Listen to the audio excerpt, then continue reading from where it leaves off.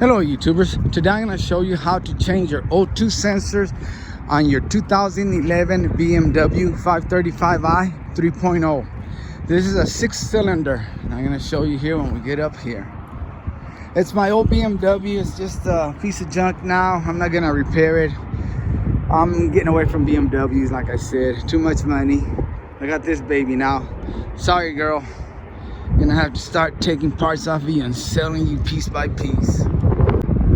As you can see, I've got it all taken apart. Like I said, I'm going to take the injectors, anything I can sell, alternator, water pump, whatever I can get out of this and sell it. I'm probably going to keep it another month, and I got a guy coming to pick it up. Anyway, you shouldn't really remove too much stuff, or I might have moved some stuff, so I can't remember, but everything's going to be accessible through here. And again, this is, oh yeah, let me show you real quick how you can tell. Okay, let me just remove this cover. This cover shouldn't take much. You just pop it up, boom, and it'll reveal your cylinders. I don't know if there's something missing. I can't remember. I don't think there is, just that cover. Okay, cylinder 1, 2, 3. That's bank 1. Okay, and then when you go down there, you're gonna see your O2 sensor. The first O2 sensor is bank 1, sensor 1. Okay. Then the next 3 cylinders are going to be bank 2. And if you look down there, further back, you're going to see another O2 sensor. That's bank 2, sensor 1. So the back one is bank 2, sensor 1. The front one is bank 1, sensor 1. And I'll show you the sensors here in a little bit. And this is a 6-cylinder. Now your 4-cylinder is going to be different, and your 8-cylinder, and I'm not going to get into it because it does get confusing when you start talking about bank 1, sensor 1, and all this, so I'm not even going to go there. Okay, it's windy out here. Hopefully you can still hear me. Now if you look, right there are the connections to the O2 sensors, the front one and the back one. Okay, don't rely too much on that color of the wire, because they're supposed to be color coded. I believe the back one's supposed to be gray and the front one black, but as you can see, if you go further down, this one turns gray too. All right, that first sensor you see that sensor right there? That's bank 1, sensor 1. It's your first sensor. And let me see if you can see the other one. No, we're gonna have to go through the bottom to see the other one. But anyway, that's your bank 1, sensor 1.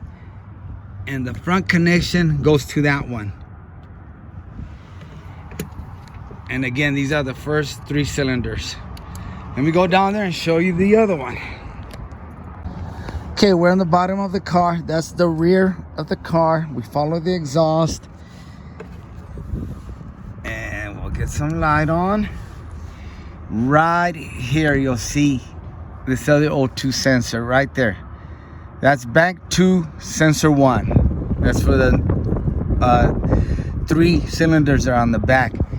And let's see if we can find that other booger. Can you see the wire to that first one? Oh, let's see if we can go through here. You can barely see it through there. It's so hard to film in here. Here we go. See that sensor? That's bank 1, sensor 1. That's the front sensor. Right there, O2 sensor. Zoom in. You see that booger? Sorry, I hit the record button. And then we just go over here and you'll see the second sensor. And I've changed these before, so I know what tools I'm gonna need. And I saturate them with WD-40 the night before, yesterday. So if you can, saturate it with your preference of penetrating oil. And it will help. Whoa, damn, forgot this hood doesn't stay up. Let me get something to hold it up. Yeah, I'm sorry, that hood almost fell on my widow head. It almost broke my widow head. Okay, you're gonna need an O2 sensor. You can do without it if you can't get it with the wrench. 22 millimeter. There you go. It's a 22 millimeter or a 7/8 and a standard. Make sure this part's down. That's what's gonna hook up to the O2 sensor. I'm gonna use a swivel. I'm using a 3/8. I'm gonna use this long 3/8 extension to get in there. I'm gonna go ahead and put it all together up here so I don't have to be fighting it. And and we're gonna snake it down in there. And you guys are actually in my way, but I'll work around you guys. You're gonna take that open end, and you're gonna get that connection right through it. You can see I'm putting it right through it. There, we're in, see? Okay, now I'm gonna run it down there. Sorry guys, I might bump you out. Oops, I knocked the camera down. I know you can't see, but I'm following the wire down there, and bam, I'm hooked on it. Okay, make sure you're hooked on it. If you can see, trust me guys, I'm hooked on it. The tool's on that O2 sensor. Oh yeah guys, it's easier through the bottom. Once you loosen it, just come down through here, right where this opening is. It's gonna come this way. Take your hand, stick it in through here. You can kind of see through that. My hand there, I'm right on it, and it's turning perfect. And you want to disconnect it from up there because the wire's gonna be twisting. And it's out. Wow, guys, look at this. It's out. Put it in, safety, go in there. Don't connect it yet because you're gonna have to twist it in there, and twisting it, it's gonna make that connection twist. Got my hand through here. Find the slot where it goes and start twisting it. There you go. It's in. Okay guys, I unplugged it again. I was able to get it in through the bottom, but I was just gonna show you what it does. If you got this twisted or it's caught on something, when you're turning the sensor to put it in there, it's gonna want to turn back because it's being held by the connection. So I'm gonna try just to run it straight through there, let it sit there, and then when I turn it, there's nothing gonna be holding that connection. It's gonna be able to turn freely when I turn it, and it's gonna be a lot easier. So just run it down there, hang it down there by where you're gonna be sticking it in the connection, and then go down to the bottom and screw it in. Guys, that actually worked better because this wasn't catching on nothing. When I was turning it, it was also turning up here.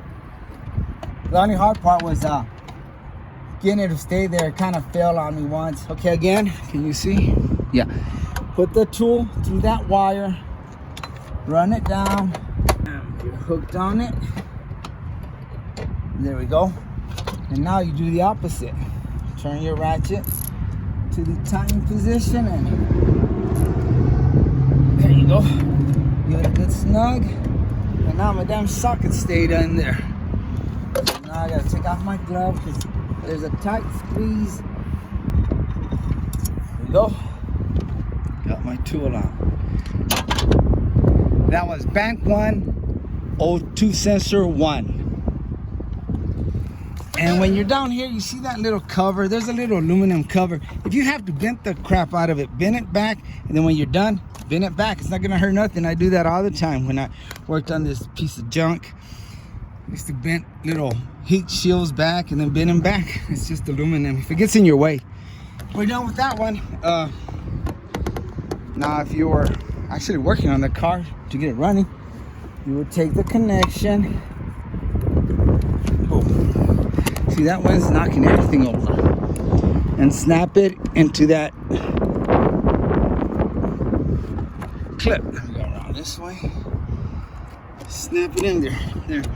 And it connects over here somewhere. You should see it on your vehicle. I think it's the computer. I don't know. It's get all this crap out, man. We'll see if we can find the. Okay, here. It goes to your computer there, and you'll see it. It'll be over your car like that. You just don't get it mixed up. And that's all there is to it. Let's go down there now. On bank 2 sensor 1, I don't use that tool. I just use the 22 millimeter. You can reach in there and get on it. I'm trying not to hit the camera, guys. You may have to remove this little plate, but I can get around it. Okay, there. I'm on it. The wrench is on it, and I'm just gonna pull on it, and hopefully it won't be that tight. Here it goes. There we go. Wasn't too bad. Okay. Now what I do is I fabricate a lot of my tools. I got the 7/8, which is equivalent to a 22, and I'm just gonna use that one to take it off.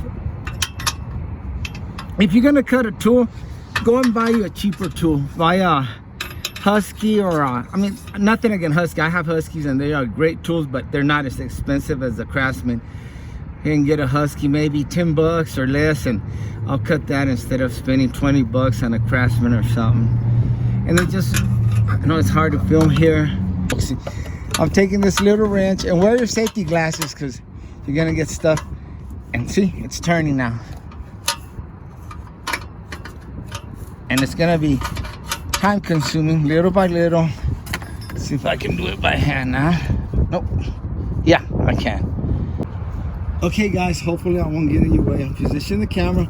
This is the bracket you might have to take off if you can't get to it, but you can work around it, guys. But if it's getting in your way, it's got two screws that I see. Well, you can even bend it around, man. I take my covers off my vehicles. I just don't think that I need them. And then right through here, you reach with your hand and see, you can reach that O2 sensor and you can start taking it off. It'll turn just by hand.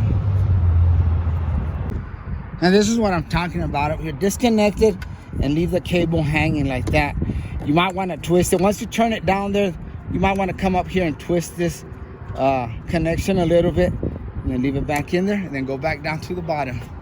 So this one is harder because you don't have enough hand room in there, but it's coming. I'm turning it slowly. God, it is a pain in the butt. Sorry guys, I thought it'd be easier, but it's a little bit harder just because you don't have the room. But it's coming, it's coming, and it's out. Here it is, guys. The way I was doing it, the way I had to do it, guys, I was using like these two fingers. I was just turning it like that because I can't fit my hand in there. You can take your gloves off, or what I do is I get my little nephew's butt to work. I start having him put his little hand in there and take it off. Okay, so this one will be a little bit tougher, guys. I'm sorry. I thought it was gonna be easier, but maybe if you take your gloves off, again, when you put it back on, it's gonna be a pain in the rear. You know what, let me try without the glove. If I don't scratch my hand. Oh yeah, it's better. Take off your gloves, guys. Oh yeah, more room. And guys, if you don't know what I'm talking about twisting that connection, you will. Once you start on it, you're gonna realize, okay, that's what he was talking about. Because that connection will make a lot of difference when you're trying to put it in there. Okay guys, it's in there. Now I'm gonna give it that last snug. Okay guys, I'm locked on it, and this is gonna be the final tightening. That's it. Okay, come back up here and find the proper connection, which is supposed to be the gray one. The gray one's supposed to be it, but don't go by the colors. Like I said, they can get mixed up. Mark them. I think that's why I had those marks on it. And then take your cable from over here and hook it up. That's how you do it, guys. Thanks for watching, and like always, I really appreciate you. And I did this video because a guy, Vince and Nancy, I believe is their channel, was asking me questions about it, so I'm here to help you guys out. Thanks for watching. Like always, God bless you.